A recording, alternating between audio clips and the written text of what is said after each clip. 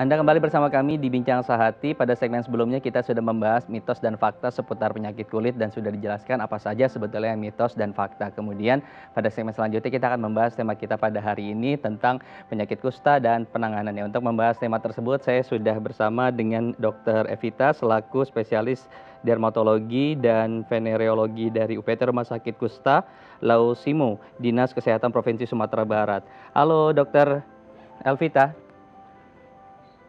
Selamat pagi Pak Imam. Selamat pagi dok. Dokter, penyakit kusta ini kan banyak dikhawatirkan oleh masyarakat. Bahkan tidak sedikit mereka yang justru memberikan stigma dan menjauhi para penderita atau penyintas kusta. Nah, sebetulnya sebelum kita masuk ke bagaimana menyadari atau diagnosa dini penyakit kusta dan juga tentang pencegahannya, saya ingin dokter menjelaskan terlebih dahulu tentang apa sih sebetulnya penyakit kusta atau lepra.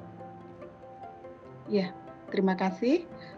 Pak Imam, maaf saya meluruskan, saya dari Sumatera Utara, bukan dari Sumatera Barat. Baik. Ya, jadi penyakit kusta ini adalah penyakit infeksi menahun yang disebabkan oleh kuman kusta, yaitu Mycobacterium leprae. Ya, jadi penyakit ini bukan penyakit kutukan, tapi adalah merupakan suatu penyakit yang disebabkan oleh suatu bakteri. Oke, baik. Bakteri ini sebetulnya bisa menular antara manusia melalui media apa, Bu? Ya, jadi penyakit kusta ini sebenarnya penyakit yang sangat susah untuk ditularkan ya. Jadi terjadinya penyakit kusta itu pada seseorang itu terjadi karena interaksi dari beberapa faktor, yaitu dari pejamu. Pejamu itu adalah maksudnya tuan rumah di mana nanti penyakit itu akan berkembang. Kemudian interaksi antara pejamu tadi pertama dan kemudian yang kedua adalah dengan kumannya. Kuman itu tadi adalah Mycobacterium leprae dan kemudian dengan lingkungan. Jadi interaksi dari 3 faktor ini terjadi melalui suatu proses rantai penularan yang terdiri atas 6 komponen. Jadi yang 6 komponen itu adalah, yang pertama adalah penyebabnya, yang kedua adalah sumber penularan, yang ketiga adalah cara keluar dari sumber penularan, kemudian yang keempat adalah cara masuk ke dalam hostnya, gitu ya. Dan berikutnya itulah yang berikutnya adalah dari pejamunya sendiri. Jadi yang pertama tadi penyebabnya adalah Mycobacterium leprae. Ini Mycobacterium leprae ini adalah suatu bakteri, suatu kuman penyebab yang sebenarnya memiliki virulensi yang sangat rendah. Artinya menimbulkan suatu penyakit itu memiliki daya yang sangat rendah sekali sebenarnya. Nah, kemudian yang berikutnya tadi dari komponen-komponen tadi adalah sumber dari kuman ini. Sumbernya itu adalah penderita kusta yang belum atau tidak mendapatkan pengobatan. Ya. Nah, jadi sumber ini memiliki bakteri kusta yang hidup di dalam tubuhnya. Nah, kemudian bagaimana cara keluarnya tadi? Jadi bakteri kusta ini, kuman penyebab kusta ini banyak terdapat di mukosa saluran pernapasan atas manusia dan biasanya dia ditransmisikan itu dengan melalui droplet ya dari bakteri utuh dari mulut atau hidung si penderita kusta, dan dia biasanya akan mengenai masuk dari mukosa atau mukosa saluran pernapasan atas, dan juga kontak kulit yang erat dan lama, yang erat dan lama, yang sangat lama dan erat. Kemudian sesudah itu komponen tadi yang pengaruh itu adalah dari pejamunya, artinya dari hostnya, artinya dari tuan rumah di mana si kuman penyebab ini akan tumbuh. Jadi kalau dari pejamunya, dari hostnya, dari manusianya, jadi sebenarnya manusia sangat susah untuk terkena penyakit kusta, di mana disebutkan bahwa 95% manusia memiliki kekebalan terhadap kusta. Jadi dalam suatu populasi apabila ada 100 orang manusia, 95% itu memiliki kekebalan terhadap kusta. Jadi kalaupun dia terpapar kuman penyebab kusta, 95% memiliki kekebalan atau akan dan sudah resisten dengan kuman kusta itu sendiri.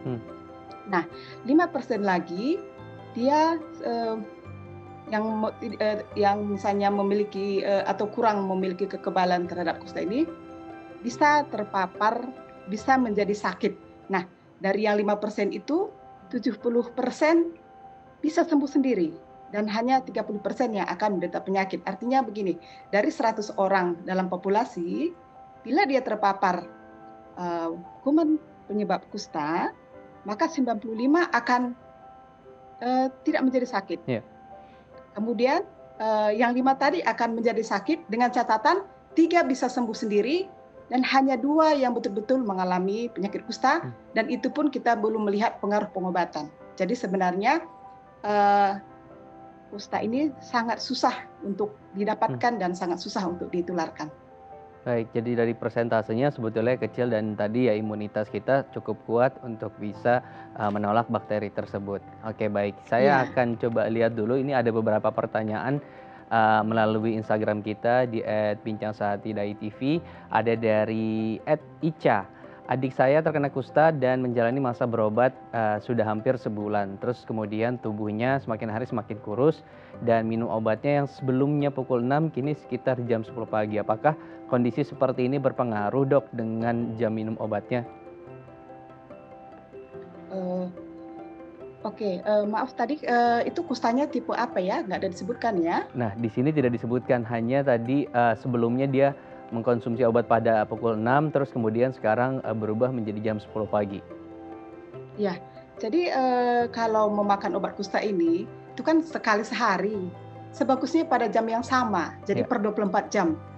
Ya, nah, jadi sebenarnya makan obat itu sebelum makan sebaiknya, tetapi kalau misalnya ada gangguan saluran cerna, boleh sesudah makan. Oke, baik. Jadi tidak ada masalah sebetulnya, Dok, ya, dari perubahan jam tadi kemudian ya? tadi disebutkan itu ya, makin kurus ya. Iya, Jadi betul. kalau pengobatan kusta ini selain dari dia memakan obat MDT yang sudah diberikan, dia seharusnya juga memperbaiki nutrisinya.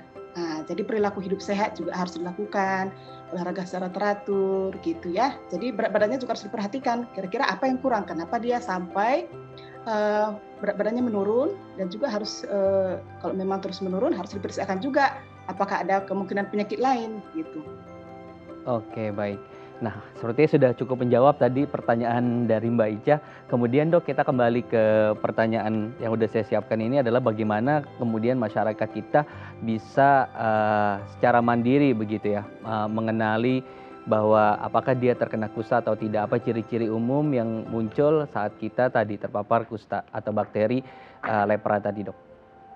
Ya, jadi menegakkan kusta itu sebenarnya tidak terlalu susah, ya kan? Dan banyak masyarakat juga sudah mengetahui. Apalagi yang misalnya tinggal di daerah perkampungan kusta, mereka bahkan sudah tahu apakah seseorang itu atau mereka itu mendapatkan kusta atau tidak. Jadi ada tanda utama kusta. Tanda utama kusta atau tanda kardinal kusta itu ada 3. Yang pertama adalah adanya bercak merah atau putih yang tidak merasa.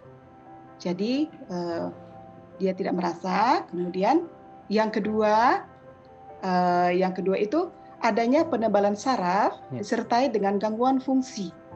Nah, itu biasanya bisa ditandai dengan adanya misalnya kita lihat pasien-pasien kusta yang misalnya tangan atau kakinya sudah lunglai karena saraf yang mempersarapi daerah-daerah tangan dan kaki tadi sudah dirusak oleh kuman kusta ini. Dan kemudian yang ketiga itu adalah pemeriksaan dari kerokan kulitnya, dari BTA-nya, bakteri tahan asam itu dari laboratorium, apakah positif atau negatif. Nah, menegakkan diagnosis kusta ini, salah satu dari yang 3 ini sudah bisa tegak. Misalnya, yang pertama, apabila sudah ada gejala seperti tadi, ada bercak merah atau putih yang tidak merasa, itu sebenarnya sudah tegak diagnosis kustanya. Begitu juga yang nomor 2. Nah, apabila salah satu saja sudah tegak, dan itu yang nomor 3, bila salah satu saja itu sudah tegak diagnosis kustanya. Jadi sebenarnya biasanya pada ini pada kasus-kasus yang biasa dilihat di masyarakat itu kita melihat dari bersaknya itu. Oke, baik. Jadi dari 3 ciri-ciri tersebut sebetulnya sudah bisa dilakukan diagnosa. Kemudian yang dilakukan oleh masyarakat adalah mendatangi langsung ke rumah sakit untuk menjalani proses pemeriksaan laboratorium atau seperti apa, Dok? Atau hanya cukup berkonsultasi di poli-poli kulit pada umumnya? Jadi sebenarnya tenaga kesehatan yang biasa, dokter umum pun bisa menegakkan diagnosis kusta ini. Jadi kalau misalnya pemeriksaan laboratorium itu diperlukan biasanya pada kasus di mana kita ragu untuk tanda-tanda tersangka kusta ya. Jadi yang meragukan atau pada kasus yang susah memasukkan klasifikasinya, karena kusta ini kan nanti ada klasifikasinya. Dia ada kusta PB, ada kusta MB. Nah, jadi dari situ nanti dari situ juga dasar pengobatannya begitu dia. Oke, baik. Kemudian, Dok, kalau tadi kan sudah dijelaskan di awal bahwa ternyata imunitas kita cukup baik gitu ya untuk bisa menangkal bakteri tersebut. Nah, kemudian juga ada sekian persen masyarakat yang akhirnya juga terpapar. Kalau di Indonesia sendiri sebetulnya gambarannya seperti apa sih kasus kusta di daerah kita, atau dia terpusat di satu daerah tertentu atau di setiap daerah sebetulnya berpotensi dan banyak penderita kusta di sana gitu? Ya, jadi sebenarnya kita ini di Indonesia tahap status eliminasi untuk tingkat nasional pada tahun 2000 sudah tercapai. Status eliminasi kusta. Jadi status eliminasi kusta itu artinya angka prevalensinya itu 1/10.000, kurang dari 1/10.000, atau di bawah 10/100.000 penduduk. Nah, pada tahun 2000 jadi istilahnya sebenarnya diharapkan bahwa status eliminasi kusta itu untuk tahap provinsi itu tahun 2019 sudah tercapai gitu ya. Tetapi sampai tahun 2019 masih ada 8 provinsi, masih ada beberapa provinsi di daerah Indonesia bagian timur yang kustanya itu belum sampai status eliminasi. Jadi kalau jumlah pasien kusta itu di Indonesia itu sendiri sampai November 2020 itu masih ada. Memang dari tahun ke tahun tetap dia semakin turun, tetapi agak melambat ya. Jadi sekarang sekitar 18.354 sampai November 2020 gitu dia. Baik. Kemudian Dokter Evita, kalau kita lihat kan sekarang ada beberapa wilayah karantina untuk para penyintas kusta gitu. Dikumpulkan di satu lokasi dan beberapa lokasinya bersinggungan dengan pemukiman masyarakat yang lain. Nah, apakah cukup aman begitu untuk mereka akhirnya berinteraksi dengan para host tadi, atau apakah bakteri ini lebih cenderung kepada mungkin lebih cepat atau mudah menular kepada jenis kelamin perempuan atau justru pada jenis kelamin laki-laki? Ada tidak sebetulnya pembedaan itu, Dok? Jadi sebenarnya semua penyakit kusta ini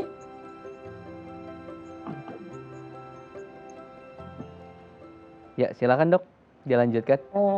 Maaf kurang jelas ya, maaf sebentar ya. Jadi sebenarnya penyakit kusta ini bisa mengenai laki-laki dan perempuan sama saja, tetapi menurut angka prevalensinya bahwa pria lebih banyak dilaporkan dari wanita.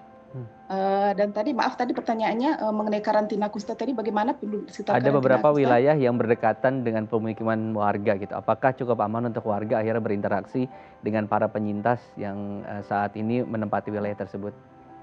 Ya, sangat aman ya. Kebetulan saya bekerja di rumah sakit khusus kusta. Ya, jadi dan beberapa pegawai dari rumah sakit kami juga tinggal di daerah perkampungan kusta. Jadi kalau kita kembali ke proses terjadinya penyakit kusta tadi, bahwasanya penyakit kusta itu sangat susah untuk ditularkan. ya. Jadi seperti yang disebutkan tadi, ada 95% yang memiliki kekebalan terhadap kusta ini.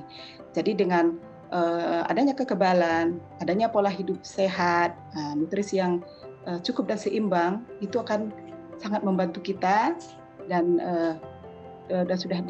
kami sudah melihat sendiri bahwa memang beberapa pegawai kita yang memang tinggal di sana pun tidak ada yang terkena dari penyakit kusta ini. Oke, berarti cukup aman asal tadi ya, ada beberapa indikator yang harus dipenuhi bagaimana cara hidupnya yang baik dan benar, gimana cara hidup Betul. sehat itu juga harus penting. Jangan sampai kita ingin menghilangkan stigma dengan berinteraksi dengan para penyintas kusta, tetapi kita tidak tahu bagaimana cara baik dan benar untuk bisa berinteraksi dengan mereka dengan cara tadi ya menjaga gaya hidup kita dan juga pola hidup kita. Oke, dokter nanti kita akan lanjutkan perbincangan kita dan untuk Anda pemirsa Bincang Saatnya yang ingin bergabung bersama kami bisa menghubungi nomor telepon 021 290 32644 atau bisa melalui DM Instagram kami di @bincangsehati.itv. Tetap bersama kami di Bincang Sehati.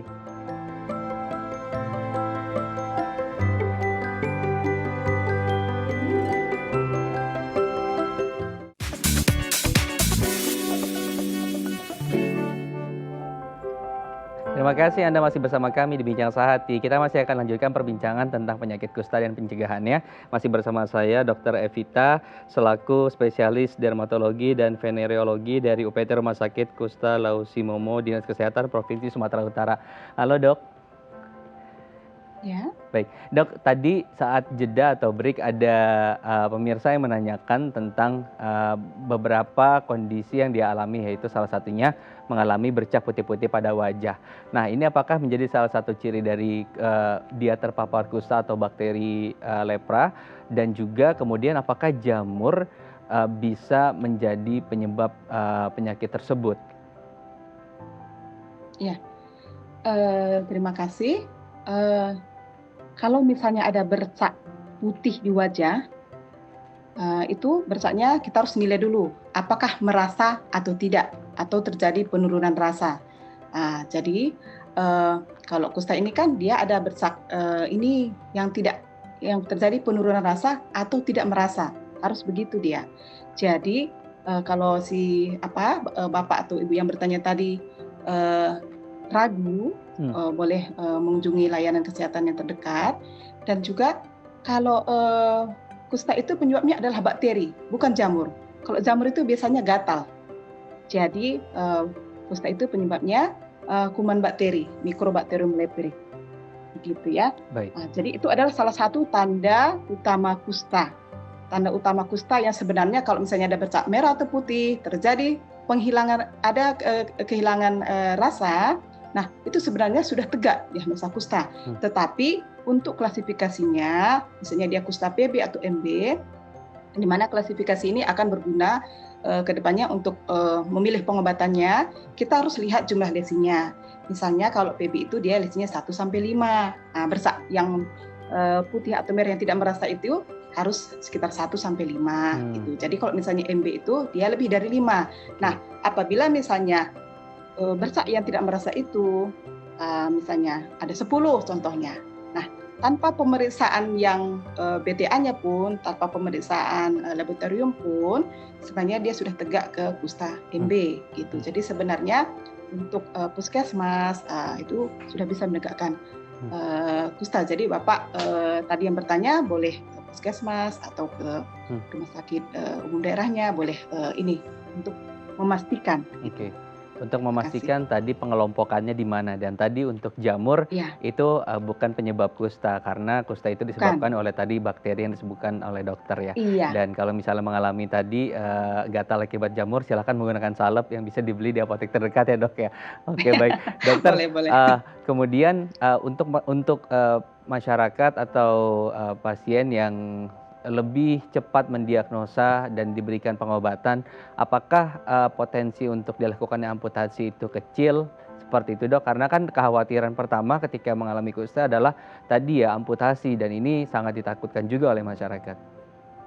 Ya, jadi sebenarnya kalau misalnya kusta ini cepat terdeteksi secara dini, apabila si pasien belum ada kecacatan, jadi misalnya seperti ada bercak merah atau putih yang terjadi kehilangan rasa gitu kan. Kalau masih baru-baru sebenarnya tidak usah takut dengan berobat,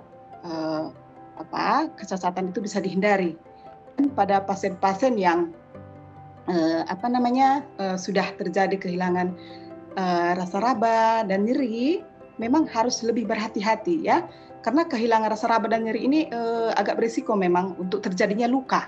Nah, apabila si pasien sudah lama memiliki lesi atau bercak kulit yang putih atau merah yang tidak berasa, apabila sudah mendapat pengobatan pun dan sudah sembuh dari kusta, itu bisa tetap tidak merasa. Ya, jadi untuk yang baru-baru memang bisa ini kembali rasanya ada, tapi yang untuk sudah tidak merasa yang sudah lama itu biasanya tetap masih ada. Nah, kalau seperti ini, nah misalnya tidak ada merasa di tangan, tidak merasa di kaki, dan itu bisa menyebabkan malah infeksi, bukan karena kusta tadi, tapi gara-gara ini karena komplikasi dari kusta tadi kan dia merusak menghilangkan rasa raba dan nyeri. Nah, jadi si pasien itu akhirnya ada luka di kakinya. Karena si pasien pun bukan pasien, yang mantan penderita kusta. Apabila si mantan penderita kusta itu misalnya tidak lagi merasa sakit dan sering membiarkan, akhirnya infeksinya bisa terus menerus dan akhirnya bisa terjadi sampai seperti yang dibilang tadi ya, sampai kadang-kadang harus amputasi gitu. Jadi prinsipnya kalau misalnya secepatnya didiagnosis, secepatnya diobati, tidak akan terjadi kecacatan. Dan juga pada pasien yang sudah sembuh dari kusta pun, apabila misalnya rasa nyerinya tadi, rasa rabanya tadi tidak lagi, dia harus hati-hati ke depannya. Nah, supaya tidak terjadi seperti itu tadi, sampai kakinya sampai harus amputasi gitu ya. Dan juga pada pasien yang sudah ada kecacatan, terlambat mendapatkan pengobatan karena mungkin takut gitu ya, takut diketahui orang gitu, terlambat mendapatkan pengobatan.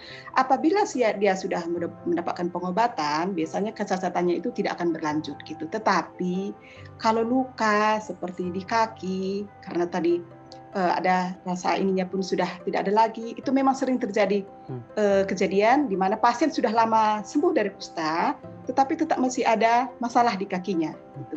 Jadi ini juga supaya masyarakat mengerti bahwa misalnya ada kenalan atau anggota keluarga yang sudah selesai berobat kusta tapi masih ada luka di kaki, jangan ditakuti. Karena itu memang sering terjadi begitu. Terima kasih. Oke, baik. Kemudian untuk kita setelah melakukan pengecekan, terus juga mendapat diagnosa sebagai pasien kusta, apakah masyarakat tersebut atau pasien tersebut harus memberitahukan kepada keluarga dan lingkungannya, atau tadi hanya menyimpan saja karena khawatir dengan stigma yang saat ini berkembang, Dok? Iya, jadi begini, sebenarnya memang stigma terhadap kusta ini memang sangat berat ya, itu sangat menghambat pemutusan rantai penularan kusta. Jadi biasanya kalau penderita kusta datang berobat ke layanan kesehatan, misalnya petugas layanan kesehatan itu akan melacak, akan bertanya siapa aja anggota keluarga atau misalnya keluarga yang lain yang tinggal serumah, yang kontak erat dan lama.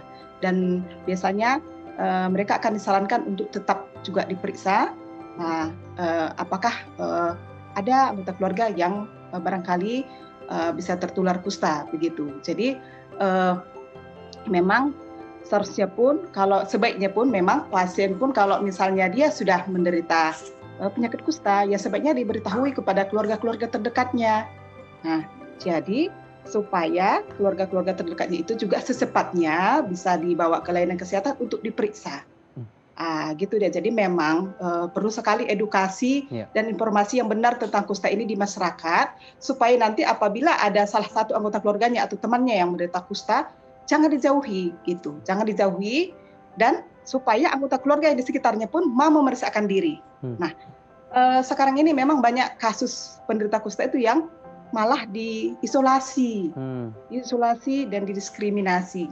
Nah, jadi begitu dia diketahui menderita penyakit kusta, misalnya sering dibawa seperti ke tempat kami, Komisi Kusta, ditinggalkan di situ, tetapi yang mengantar itu anggota keluarga terdekatnya pun tidak mau diperiksa. Jadi mereka merasa itu aib dan malu dan merasa beban bagi keluarganya. dan mereka sudah disarankan, sudah dihubungi pun untuk ikut diperiksa, mereka tidak mau. Jadi ini sebenarnya yang stigma ini sangat perlu kita hilangkan supaya penderita kusta itu dari awal berobat tetap semangat untuk menyelesaikan pengobatannya, dan juga supaya anggota atau keluarga terdekatnya yang kontak erat dan lama itu mau juga memeriksakan diri. Terima Oke. kasih. Jadi jangan takut untuk diperiksa, dan ini karena penting Iya, ya, tracing betul. sama tracking juga ini penting sekali gitu, karena tadi Iya, penularan dari host dan itu melalui droplet gitu. Oke, baik. Dok, iya. kemudian tadi kan ada beberapa klasifikasi atau jenis kusta berdasarkan tadi diagnosa awal berapa bintik yang ditemukan. Apakah kemudian nanti pengobatannya berbeda antara kedua klasifikasi tersebut, dokter? Nah, iya. Jadi berbeda. Jadi kan kusta ini kan sebenarnya klasifikasinya itu banyak. Ada beberapa klasifikasi, misalnya Ridley Jopling, ada Madrid, ada India. Tetapi yang dipakai untuk memudahkan pengobatan di lapangan adalah klasifikasi WHO. Itu hanya dibagi menjadi dua, ya, tergantung dari manifestasi klinisnya, dari kekebalan tubuh si penderita. Jadi itu dibagi menjadi PB dan MB, paucibus basiler dan multibasiler. Jadi yang yang PB misalnya, itu biasanya lesinya tadi atau bercak kulit yang tidak merasa, yang bercak kulit merah atau putih tidak merasa itu hanya 1 sampai 5. Kemudian kalau MB itu misalnya di atas 5. Kemudian kalau misalnya PB itu keterlibatan saraf dan gangguan saraf yang terkena itu biasanya 1, atau kalau misalnya MB ya lebih. Kemudian pemeriksaan dari slit skin smear-nya, dari BTA-nya, dari pemeriksaan laboratorium, kalau PB itu negatif, ya, negatif. Jadi kusta itu tidak selamanya harus BTA positif. Nah, jadi PB itu BTA-nya negatif. Jadi sering pasien sesudah selesai melakukan pengobatan, keluarganya bertanya, mana bukti bahwa BTA-nya sudah negatif? Katanya kan itu sebenarnya tidak benar, ya, karena kuman kusta PB itu pun BTA-nya negatif. Kemudian kusta MB itu biasanya BTA-nya positif. Nah, jadi salah satu dari 3 kriteria ini sebenarnya sudah bisa menegakkan apakah dia PB atau MB. Jadi misalnya puskesmas yang tidak ada pemeriksaan untuk BTA-nya pun, atau ada layanan kesehatan tidak ada pemeriksaan untuk slit skin smear-nya, BTA-nya pun, apabila misalnya nomor 1 sudah memenuhi, sebenarnya sudah bisa dikasih terapi, diberikan terapi berdasarkan klasifikasinya tadi. Jadi misalnya seperti dari jumlah lesi tadi, ya kalau dia MB misalnya ada 10 lesi, ya itu sudah pasti kusta tipe MB gitu. Jadi pengobatannya berbeda, hanya dalam jenis dan jumlah. Jadi diberikan pengobatan MDT, multi drug therapy. Jadi multi drug therapy untuk PB itu ada 2 jenis, ya. Kemudian rifampicin dan DDS. Kemudian untuk PB ini dia berobat selama 6 bulan. Nah, untuk MB ada 3 jenis, rifampicin, lampren, dan DDS. Nah, biasanya si pasien sekali sebulan apabila tidak ada komplikasi yang lain yang berat, ya, misalnya sekali sebulan dia akan mengambil obatnya, sekaligus diperiksa ke layanan kesehatan yang menyediakan MDT, yaitu gratis, ya, gratis dari pemerintah, pengobatan dari kusta. Jadi dia biasanya setiap bulan itu, di hari pertama setiap bulan itu biasanya minum obat di depan petugas. Nah, di depan petugas itu di hari pertama untuk PB, rifampicin dan DDS, yang MB, rifampicin, DDS lampret. Nah, rifampicin yang ada di pengobatan setiap hari pertama di setiap bulan itu bersifat bakterisid, membunuh si bakteri itu, dan itu dianggap 99% mati. Nah, jadi sebenarnya ketika si pasien di tahap awal sudah memulai pengobatan, kita tidak perlu terlalu takut lagi, karena 99% bakterinya Pasti sembuh. sudah mati. Oke. Iya, Nah, sudah ini mati, ya. Itu masih hari pertama. Ini kan betul. masih nanti sampai 6 bulan, ya kan? Baik. Atau sampai 12 bulan untuk MB. Jadi langkah awal sebetulnya harus dilakukan oleh masyarakat ketika menemukan beberapa gejala yang disebutkan oleh dokter tadi adalah langsung datang ke rumah sakit, melakukan pemeriksaan, baru nanti kemudian menerima diagnosanya apakah dia penderita kusta atau tidak. Karena itu hal pertama, jangan kemudian mengambil tindakan sendiri, melakukan isolasi mandiri. Oke dokter, nanti kita akan membahas di segmen berikutnya tentang bagaimana menjaga gaya hidup sehat kita agar tadi terhindar dari penyakit tersebut. Tetap bersama kami pemirsa di Bincang Sehati.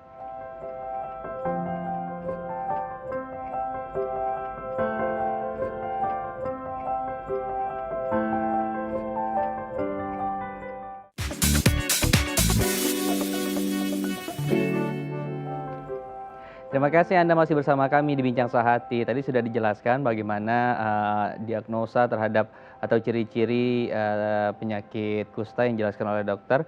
Terus kemudian juga apa yang harus kita lakukan sebagai masyarakat, keluarga terdekat, dan lingkungan sekitar untuk tadi ketika ada keluarga atau sanak saudara kita didiagnosa atau didiagnosa menjadi pasien kusta, apa yang harus kita lakukan tadi juga sudah dijelaskan oleh dokter. Nah ini penting sekali kemudian bagaimana untuk kita di lingkungan menjaga kebersihan lingkungan sekitar kita dan menghilangkan stigma. Ini menjadi prosedur yang penting untuk dilakukan. Kita akan lihat beberapa tips. Nah, salah satunya adalah tadi menghilangkan stigma terhadap kusta. Ini penting sekali, jangan sampai kita memiliki stigma terhadap para penyintas kusta atau pasien kusta karena tadi ketika kita menjauhi melakukan isolasi, akhirnya pasien tersebut tidak ditangani dan kita sendiri tidak mau melakukan pengecekan terhadap apa yang ada di tubuh kita. Apakah kita tertular kusta atau lepra atau tidak. Kemudian yang kedua ada tentang menjaga kebersihan diri dari lingkungan. Nah ini penting untuk menjaga diri dan lingkungan sekitar, terutama ketika kita mungkin tinggal berdampingan dengan para penyintas kusta atau pasien kusta. Karena dengan menjaga kebersihan dan juga lingkungan mengurangi resiko tertular karena penularan tersebut adalah melalui droplet. Oke baik, saya akan bahas bersama dokter. Dokter Elvita, ini bagaimana melihat tadi tips-tips yang tadi sudah saya bacakan. Yang pertama adalah menghilangkan stigma terhadap kusta. Singkat saja dok, bagaimana apa pentingnya untuk kita masyarakat menghilangkan stigma tersebut terhadap penyintas ataupun penderita kusta dok? Ya, dengan menghilangkan stigma ini, maka apabila ada seseorang yang misalnya dia menderita kusta, dia akan berani untuk datang berobat. Dan begitu juga anggota keluarganya juga akan berani untuk memeriksakan diri, tidak segan, tidak takut, tidak malu. Jadi ini akan memutus rantai penularan. Jadi kan sumber penularan itu adalah si penderita kusta yang belum berobat dan juga bisa kemungkinan anggota keluarganya yang kontak erat juga. Nah, kita harus membuat sumber penularan ini secepatnya bisa untuk berobat supaya sumber dari bakteri penyebab kuman kusta ini bisa hilang. Baik, kemudian yang kedua tipsnya adalah menjaga lingkungan dan kebersihan. Karena ada beberapa wilayah ataupun perkampungan yang mereka tinggal di sekitar wilayah karantina untuk para penyintas ataupun pasien kusta. Seberapa penting sebetulnya untuk kita kemudian sosial atau lingkungan di sekitarnya menjaga kebersihan lingkungan kita. Dan secara spesifik kebersihan seperti apa saja yang harus kita jaga bersama dok?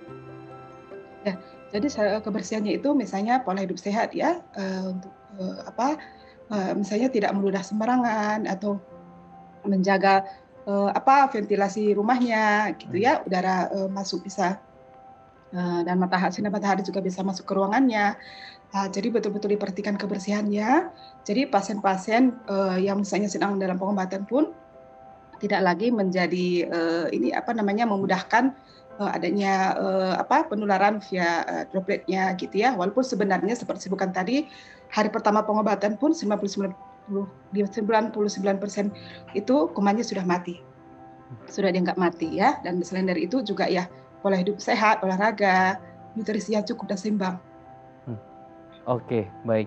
Itulah hal-hal yang tadi harus kita jaga bersama.